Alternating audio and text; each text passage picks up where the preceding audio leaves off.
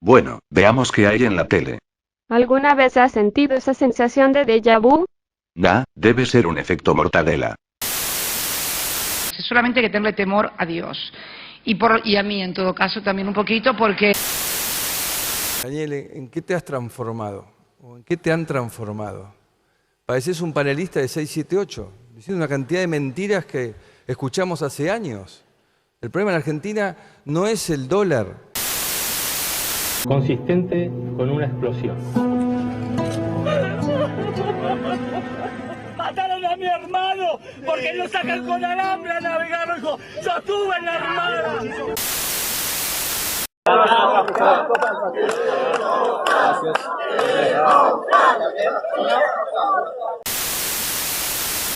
Que entre otros llevaba al reclamo de la legalización del aborto. Y como se ve en esta ocasión, rompieron las vallas, hubo balas de goma, gases lacrimógenos y más de una decena de heridos. Frente a esta nueva situación y de manera preventiva, he decidido iniciar conversaciones con el Fondo Monetario Internacional para que nos otorgue una línea de apoyo financiero. Hace minutos hablé con Christine Lagarde, su directora, y nos confirmó que vamos a arrancar hoy mismo a trabajar en un acuerdo. Como lo fue en 2003, la prioridad va a ser que haya trabajo, mejores salarios y comida en la mesa. Yo no hago promesas irresponsables. Le he pedido a Alberto Fernández que encabece la fórmula que integraremos juntos. Él como candidato a presidente y yo como candidata a vice. Aquellas personas que infrinjan el aislamiento tendrán responsabilidades penales. Por otra parte, el decreto hace obligatorio a cada persona reportar síntomas compatibles con el coronavirus. Yo tengo hoy que salir a aclarar que no soy el gato del presidente. Yo tengo hoy que salir a aclarar en mi programa que yo no soy la petera del presidente.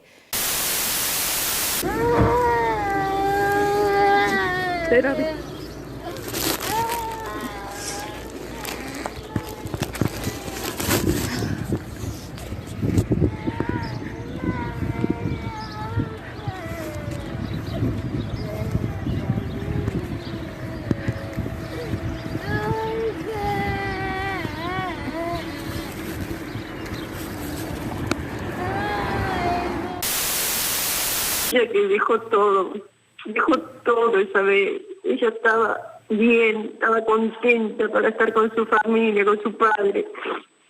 Le arrebataron los derechos de hija, le arrebataron los derechos de padre. No hay nadie que te pueda arrebatar esos derechos y ahora tengo que estar llorando la muerte de mi hija por culpa de estos zánganos, por favor. No puede ser, no puede ser. No tuvo derecho a ver a su padre antes de morir, Dios mío. Y si mi hija hubiese sido internada el primer día, el domingo, en una terapia, con un suero, con un antibiótico, controlando su azúcar, tal vez esté hoy o tal vez no, pero por lo menos hubiese hecho el intento como correspondía. Y no tener que haber pasado, pobrecita, todo lo que pasó para llegar a una terapia intensiva, porque tampoco llegó ese mismo lunes a una terapia intensiva. Y esta reunión, esta fiesta de cumpleaños en julio 2020 pasó. Yo ayer, la verdad que deseaba que fuera mentira. Y de hecho empecé el programa hablando en potencial, hasta que finalmente habló Santiago Cafiero y reconoció que esto pasó. El problema de la discusión de los órganos, me parece, que no es la disponibilidad de la persona, sino está en el hecho de tasar en dinero algo que es irreemplazable, ¿me entendés? Bueno, eso en realidad en principio tiene algunas cuestiones en el medio.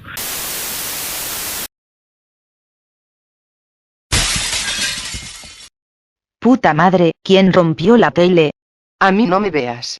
Disculpen, no quisiera cortar el buen rollo, pero los del sindicato nos están esperando desde hace 15 minutos. ¿Eso es una cámara? No señora, es una tarta. Bien, después de 6 años, he aquí, la última parte. Sin más que decir, empecemos. Sega 3D Crisis. Lanzado en 1987 para la consola Sega Master System, fueron unas gafas especiales que permitían visualizar determinados juegos en 3 dimensiones. Si bien, no fue la primera en hacer esto, gracias a la utilización de un sistema similar al de los lentes 3D modernos, el efecto generado era bastante bueno. Ya entrando en los juegos, solo 8 fueron lanzados para este sistema, siendo estos: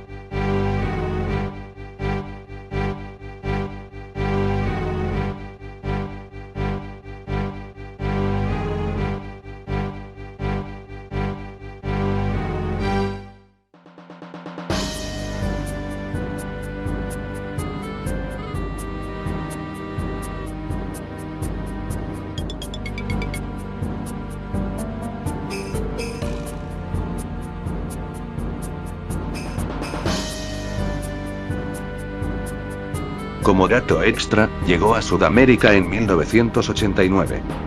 Aura Interactor. Puesto a la venta en 1994, esta peculiar mochila tenía la característica de convertir la señal de sonido de la consola en vibraciones, que podían ser percibidas por el jugador que la llevara puesta.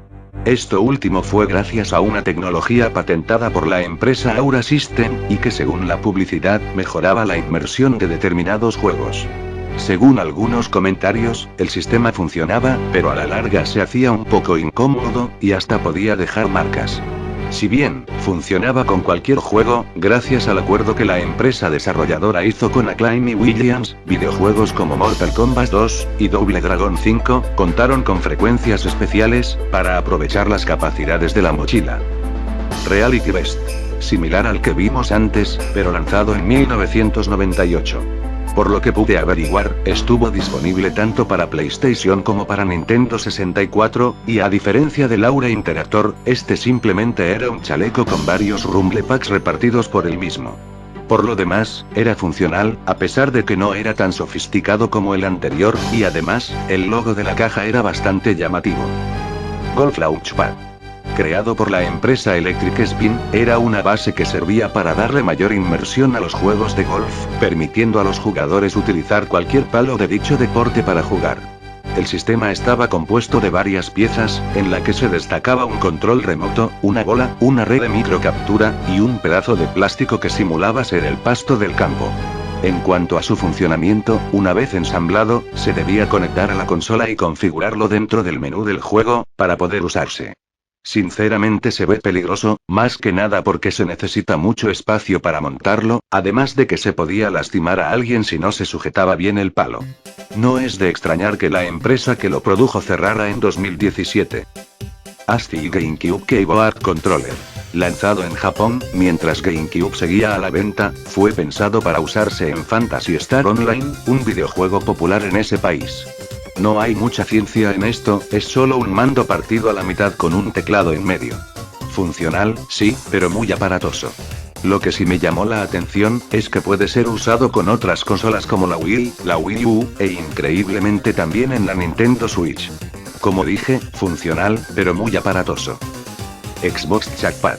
Gracias al éxito del servicio en línea de 360, Microsoft aprovecharía y lanzaría su propio teclado. La principal diferencia con el que vimos anteriormente, es que este se colocaba debajo del mismo mando. Siendo un complemento muy útil en partidas multijugador, tuvo tanto éxito, que fue relanzado para las diferentes consolas de la familia Xbox. Singer Z1500. Es una máquina de coser. El chiste de esto, era que se podían imprimir patrones desde la consola, gracias a la interconexión entre ambos dispositivos. Curiosamente, este no es el accesorio más extraño lanzado para este sistema, ya que también hubo cosas muy bizarras como un sonar para localizar peces bajo el agua, sintonizadores de radio, módems, un cartucho conocido como Super Game Boy, que permitía jugar los títulos del portátil en la Super Nintendo, el Andy Boy, un armatoste que se acoplaba encima de la consola y ayudaba a mejorar la experiencia con su lupa, su luz, altavoces, y demás. En fin, muchos accesorios. Demasiados. Activision Wu-Tang Clan Controller. Lanzado en la década de los 90, fue un control de PS1 que complementaba a, bueno, un juego de peleas con la licencia de una banda de la época. Lo llamativo de este mando radicaba en la forma extraña del mismo, ya que se asemejaba al logo de dicha banda. Sin embargo, debido a lo limitado e incómodo que era, sumado al hecho de que no disponía de vibración ni de controles análogos, actualmente es solo un objeto de coleccionismo. Speedward. Según la caja, este pedazo de plástico permitía a los jugadores presionar los botones del mando de la NES con mayor velocidad. Sí, no es joda. Lo cagado de esto, es que era un producto con licencia oficial de Nintendo. Rail Driver.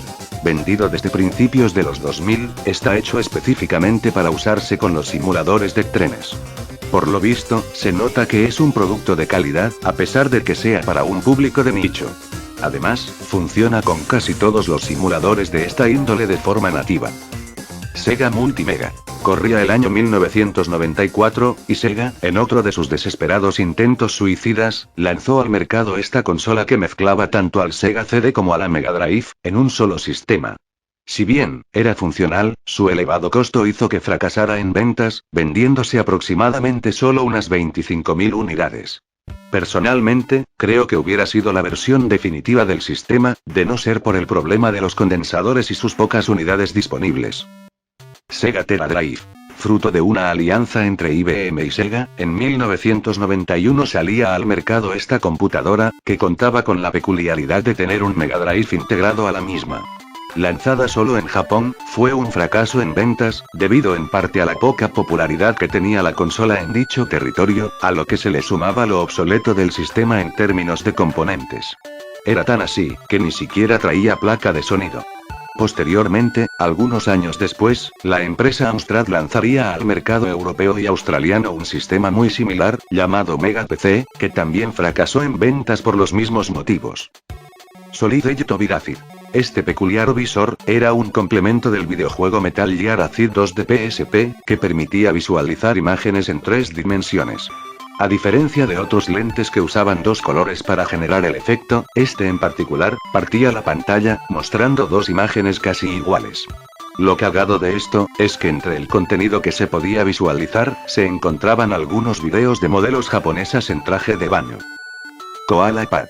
Es una tableta de dibujo lanzada en 1983, para varias computadoras del momento, como el Apple II y el Commodore 64. Para la época era bastante novedoso, y pese a sus limitaciones, logró tener unas ventas decentes, teniendo un éxito moderado. U-Force.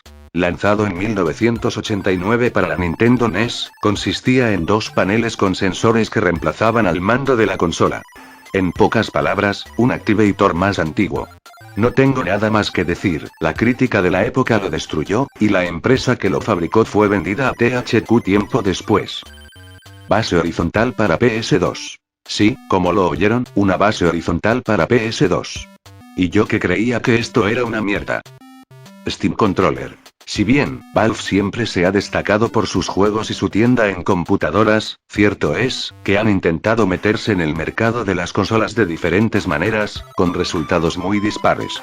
Lanzado en 2015 a nivel mundial, el Steam Controller disponía de muchas características muy avanzadas para la época, además de poseer un rango de personalización muy alto, lo que le permitía ser compatible con cualquier tipo de juego.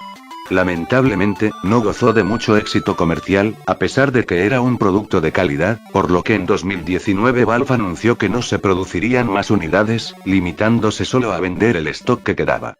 Al final del día, por más que se innove, la simpleza siempre estará por delante, y no lo digo yo, lo dicen los números. Es curioso, pero el único mando que ha sobrevivido al paso de tiempo sin muchas modificaciones fue el de Xbox, mientras que los demás han pasado por diversos cambios, sobre todo los de Nintendo. Amy, ¿qué haces aquí? Ah, nada, noté que todos estaban ocupados, y quise darte una mano, ya sabes, como un relevo. Qué lindo gesto de tu parte, gracias. De nada, solo quiero. Cierra la puerta al salir.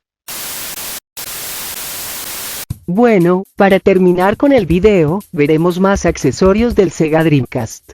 Arcade Stick. Como su nombre lo indica, es el clásico mando para jugar juegos de pelea o arcade en la consola.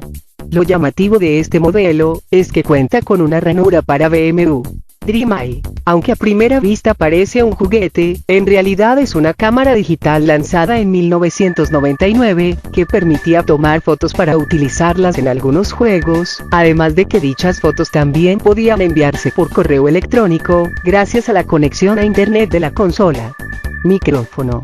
Pues eso, un micrófono.